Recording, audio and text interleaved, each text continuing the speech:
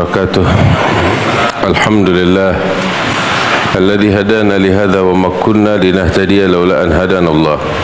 اللهم صل وسلم وبارك وكرم على سيدنا محمد مفتاح باب رحمة الله عدد ما في علم الله صلاة وسلاما دائمين بدوام ملك الله وعلى آله وصحبه ومن والاه. أما بعد. Alhamdulillah. Hadirin al hadirat yang dimuliakan oleh Allah Subhanahu wa taala, barusan dibacakan di dalam kitab Nasaihid Diniyah yang disusun oleh Al-Habib Abdullah bin Alwi Al-Haddad tentang suatu perkara yang sangat penting. Apa itu? Tentang lisan. Tentang lisan yang bentuknya mungil, tetapi dampaknya amat sangat besar. Sampai baginda Nabi besar Muhammad sallallahu alaihi wasallam mengatakan,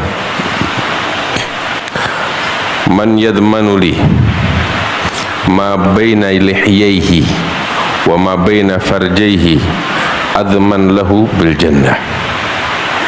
Nabi sallallahu alaihi wasallam mengatakan, barang siapa yang bisa menjamin untukku apa yang diapit oleh kedua rahangnya dan apa yang diapit oleh kedua fakhideh, kedua pahanya, artinya lisan dan kemaluan, maka aku akan menjamin baginya surga, kata Nabi Muhammad SAW. Ini perkara enggak sembarangan. Wa hal yakubbun nas finnar ala wujuhihim aw ala manakhirihim illa hasaidu alsinatihim. Baginda Nabi Muhammad sallallahu alaihi wasallam mengatakan ketika beliau berdialog dengan Sayyidina Muadz bin Jabal, beliau berpesan kepada Sayyidina Muadz sambil memegang lidahnya Muadz, ditarik lidahnya Muadz oleh Nabi Muhammad sallallahu alaihi wasallam. Ditarik dan mengatakan, "Ya Muadz, kuffa 'alaika hadza." Jaga olehmu ini lidah. Terus Sayyidina Muadz mengatakan, "Ya Rasulullah, wa hal nu'akhadhu bima tatakallamu bihi alsinatuna?" Apakah kita kelak akan dihukum oleh Allah atas setiap apa yang kita ucapkan dengan lisan kita? Maka Nabi SAW mengatakan, wa hal yakubbun nas fin nari ala wujuhihim aw ala manakhirihim illa hasaidu alsinatihim. Nabi mengatakan, ya Muadz, bukankah mereka yang tersungkur di dalam jurang api neraka, di atas wajah mereka, di atas ubun-ubun mereka, apalagi sebabnya kalau bukan karena dampak dari ucapan mereka. Nabi SAW bilang di dalam hadisnya yang sahih, "Man kana yu'minu billahi wal yawmil akhir falyaqul khairan aw liyasmut." Nabi mengatakan, barang siapa yang beriman kepada Allah dan hari akhir, maka hendaknya dia berucap yang baik atau diam. Al-Imam An-Nawawi di dalam kitab Al-Adhkar, di dalam kitab Riyadhus Shalihin wa ghairihima, beliau menegaskan seorang yang beriman kepada Allah dan hari akhir ketika akan berbicara hendaknya dia berfikir dan merenung sebelum dia utarakan apa yang dia ingin ucapkan. Apa yang dia fikirkan dan dia renungkan, ucapannya akan dia ucapkan. Apakah dia bisa memastikan akan membawa kebaikan? Kalau memang pasti 100% akan membawa kebaikan, maka silahkan dia berbicara. Tetapi setelah dia renungkan dan fikirkan, ucapannya pasti akan membawa dampak buruk, maka dia wajib untuk diam. Kalau memang dia ragu, nggak tahu ini akan membawa dampak buruk atau dampak yang baik, maka saat itu kata Imam Nawawi, dia seharusnya diam Sebab Nabi mengatakan orang beriman kepada Allah dan hari akhir berucap baik atau diam. Artinya yang betul-betul dia bisa pastikan baik, dia berbicara. Tapi yang dia tidak bisa pastikan, dia diam. Yakin pasti akan berdampak buruk, atau ragu tidak bisa memastikan kebaikannya, saat itu dia diminta untuk diam. Kalau ingin selamat, wa fi somti salama, di dalam diam terdapat keselamatan kita. Berapa banyak orang yang menyesal karena ucapannya, tetapi orang yang diam nggak perlu menyesal, sebab dengan diamnya dia selamat. Karena itu hadirin, jaga mulut kita, jangan main asal bicara. Berapa banyak kita anggap sepele, sampai biasa aja, sampai itu nggak terlintas di benak kita, kita ngomong apa, ternyata ucapan itu ya menjadi penyebab kita dibinasakan oleh Allah di dunia dan di akhirat. Peperangan terjadi di berbagai tempat, apalagi sebabnya kalau bukan karena ini, karena ucapan. Kehancuran, perceraian terjadi, apalagi sebabnya kalau bukan ini. Kebencian, permusuhan, dan lain sebagainya. Terkadang orang yang berbicara, dia berbicara begitu aja asal ngomong, dia lupa ternyata dampaknya begitu besar. Makanya Nabi Muhammad SAW bilang, inna rajul la yatakallamu bi kalimah la yulgi biha balan yahwi biha fi jahannam sab'ina kharifa. Nabi SAW bilang, berapa banyak orang dia berucap satu kalimat, dia nggak ambil pusing dengan satu kalimat, satu kata, dia nggak ambil pusing. Ternyata ucapan yang dia ucapkan itu, satu kata, membuat dia terombang-ambing, dibakar di dalam jurang api neraka selama 70 tahun tuh belum sampai ke dasarnya, dimurkai oleh Allah Subhanahu wa ta'ala. Al-lisan nih, lisan aduwwul insan. Karena itu coba kita belajar sekarang tuh diam, belajar diam, nggak bakal rugi. Cuman terkadang nih mulut nih penyakit yang paling berat nih dia lisan. Terkadang hatta ulama nggak bisa jaga mulut.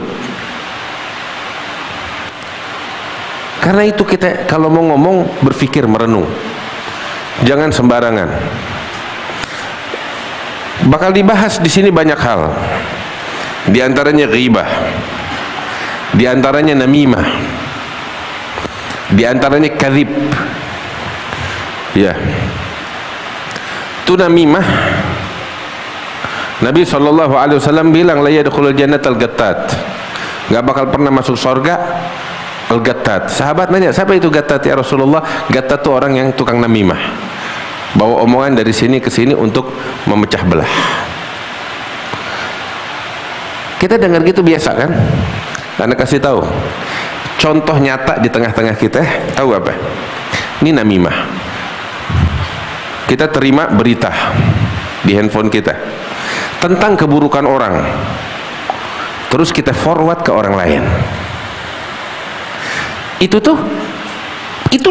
dia namanya namimah. Namimah itu definisinya, tahu apa? Naglul kalam lil ghair ligos dil ifsad.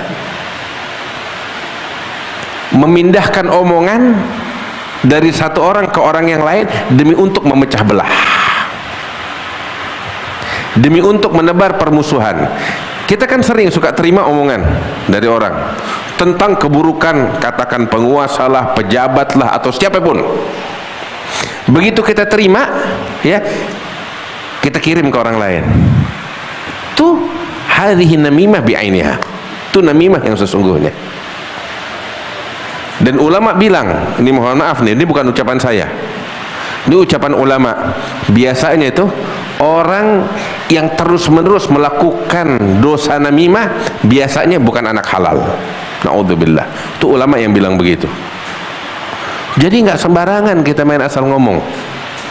Contoh lagi, ngucapin keburukan orang lain, ghibain orang, ngejelekin orang. Kita kalau duduk ceritain tentang orang, kita kira tuh biasa. Nggak biasa. Tahu perzinaan? Perzinaan kan, fulan berzina, menyeramkan dosanya.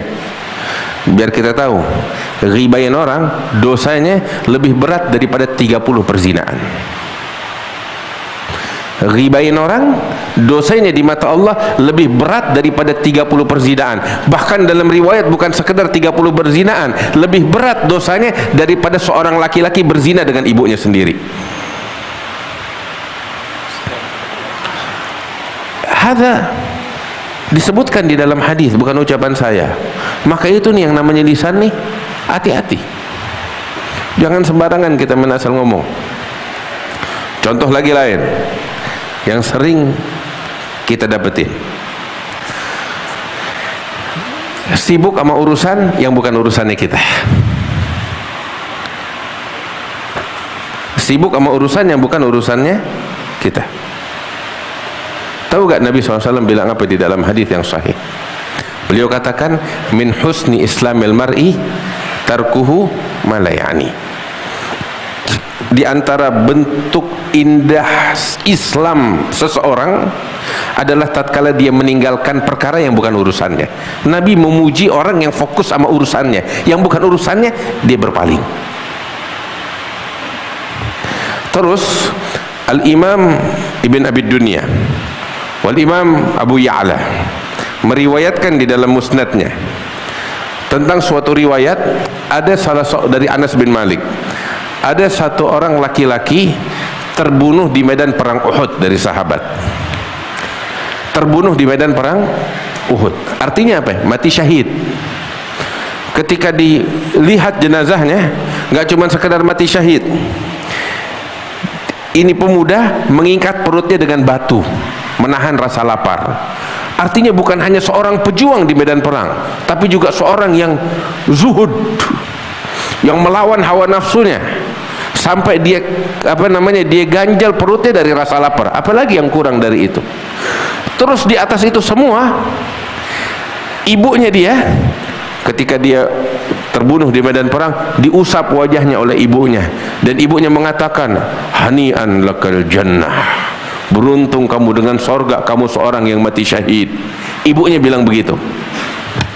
Apalagi yang kurang coba? Tahu gak Nabi ngomong apa?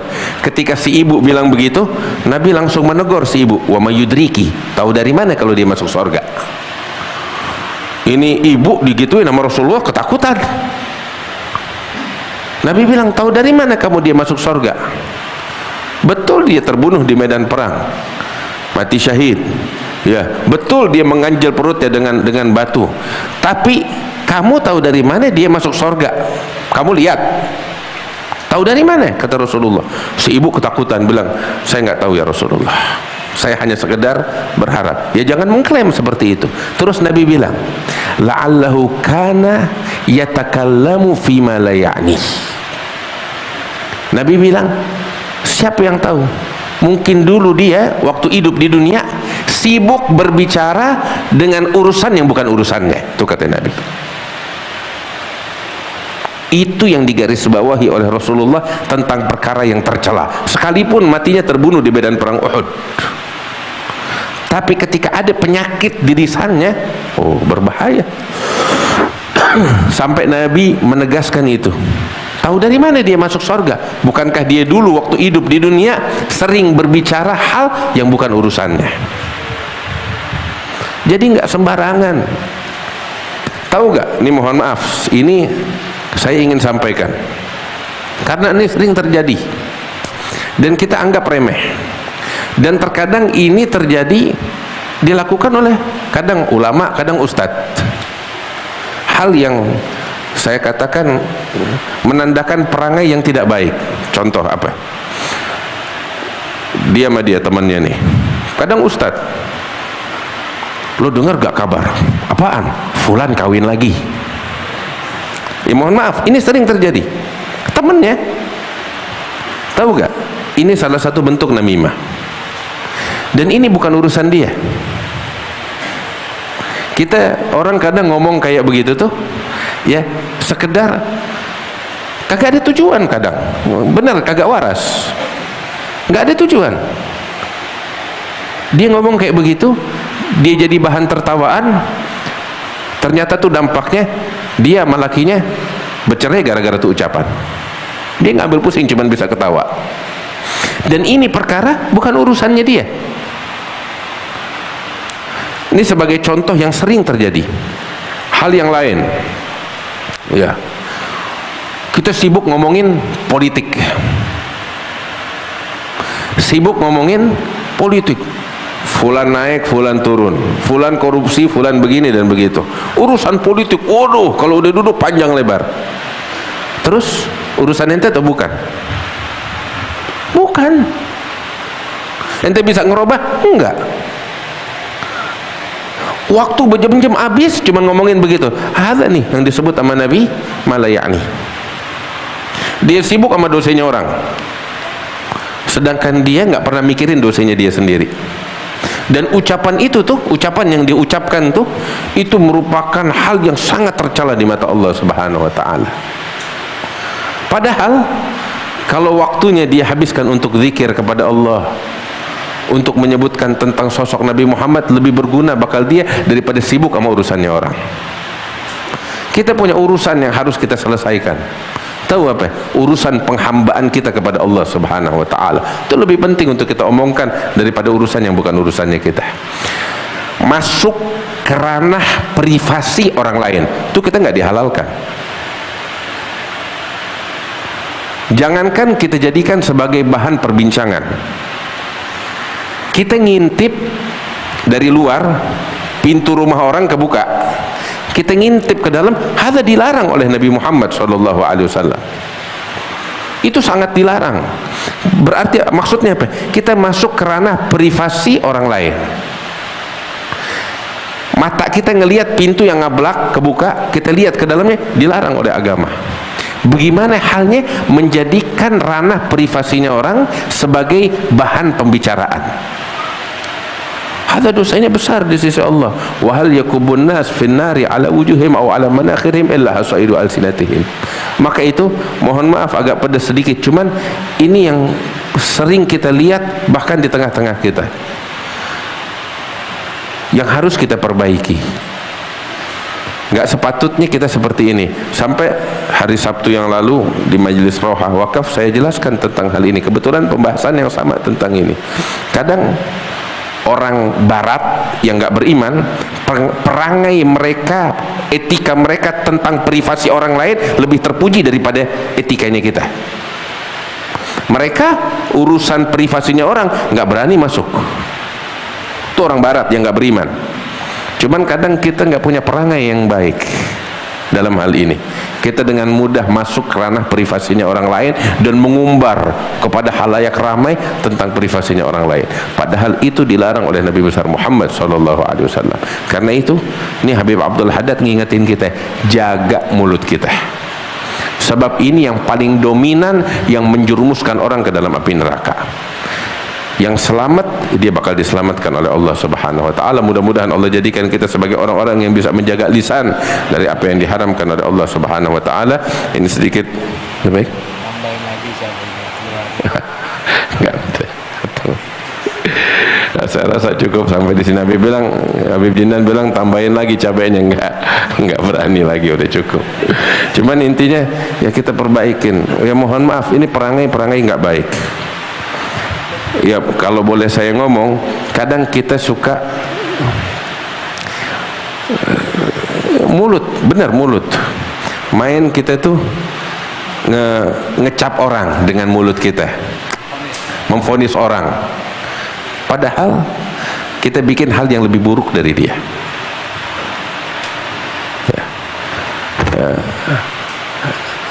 Ada abiyat saya lupa ujungnya. Arun alaika idza la tanha an khuluqin anta fa'iluhu wa ta'ti mithlahu arun alaika idza fa'alta azimu. Syuf, kamu mencaci orang karena perangainya yang tidak baik, padahal kamu melakukan perangai yang sama seperti dia atau lebih buruk dari dia. Contoh apa? Dalam daras subuh tuh kita ingatkan, terkadang kita dengan mudah tuh menjudge orang lain, memvonis orang lain. Kita bilang, ini maaf nih, ini saya ngomong begini nih karena ini terjadi di tubuh kita, di tubuh kita. Kita nganggap diri kita, wah ahli sunnah wal jamaah, kita orang-orang yang cinta sama maulid, cinta sama keluarga Nabi, cinta sama Habib. Cuman kadang perangai kita nggak baik. Orang yang berseberangan dari kita langsung ngejudge dengan main asal ngomong, ah itu celana cingkrang. Main asal ngomong tuh celana cingkrang. Main asal ngomong kayak begitu seakan-akan apa sih namanya, merendahkan, padahal ini orang muslim, orang mukmin yang beriman kepada Allah. Boleh jadi dia berbeda sama kita, tapi kita nggak punya hak untuk mengucapkan ucapan macam begitu. Biar kita tahu ya, yang kita bilang tuh celana cingkrang dengan gaya merendahkan, meremehkan, menghina. Tahu gak, Nabi SAW kalau pakai pakaian sarung atau gamis itu di atas mata kaki. Hati-hati kita ngomong kayak begitu ya. Nabi dulu pakai celana, pakai apa namanya, pakaian yang menutup bagian bawahnya di atas mata kaki. Kita kalau ngucapin semacam itu khawatir, tahu apa, kita apa namanya, mencela ajaran Nabi besar Muhammad SAW. Contoh lain, suka kita ngehina jenggotnya orang, wah dia mau jenggotnya ke orang, apa namanya, jenggot tuh maksudnya orang-orang yang berseberangan. Ada jenggot, ada sunnahnya Rasul. Nggak boleh kita main asal ngomong begitu aja ya. Nggak boleh kita sembarangan berbicara hal macam begitu ya. Boleh jadi dia berbeda dengan kita, tetapi dia ngamalin ajarannya Rasulullah, kita nggak ngamalin. Terus kita main ngejudge begitu aja, haram hukumnya. Nah ini saya katakan demikian karena memang ini kita saksikan di tubuhnya kita, teman-teman kita, sahabat-sahabat kita, jamaahnya kita, yang harus kita perbaiki. Nggak seharusnya kita seperti ini. Mereka kadang orang-orang yang berseberangan itu masih bisa jaga mulut daripada kita. Benar. Karena itu hadirin yang dimuliakan Allah, jaga nih mulut, jangan sembarangan main ngomong ya. Kalau nggak kita yang rugi nantinya. Makanya Allah Ta'ala bilang di dalam Al-Quran, ya ayyuhalladzina amanu idza ja'akum fasiqun binaba'in fatabayyanu an tusiba qauman bijahalatin ala ma fa'altum nadimin, katanya Allah Ta'ala. Jangan kita itu main asal ngomong, terima berita kita main percaya aja, terus kita tindak lanjutin, akhirnya ente nyesel di belakang, di kemudian hari ente nyesel dan gak ada gunanya penyesalan. Jaga mulut, paling enak diam. Ada satu lagi nih, mohon maaf, ini benar-benar kurang ajar. Tahu gak kenapa? Ada satu kejadian di luar sana, fenomena apa? Tahu-tahu nih orang datang ke kita, Habib, menurut Habib kejadian ini pendapatnya Habib bagaimana? Kan ada orang nggak sehat. Katakan ada orang-orang korupsi, heboh di luar sana.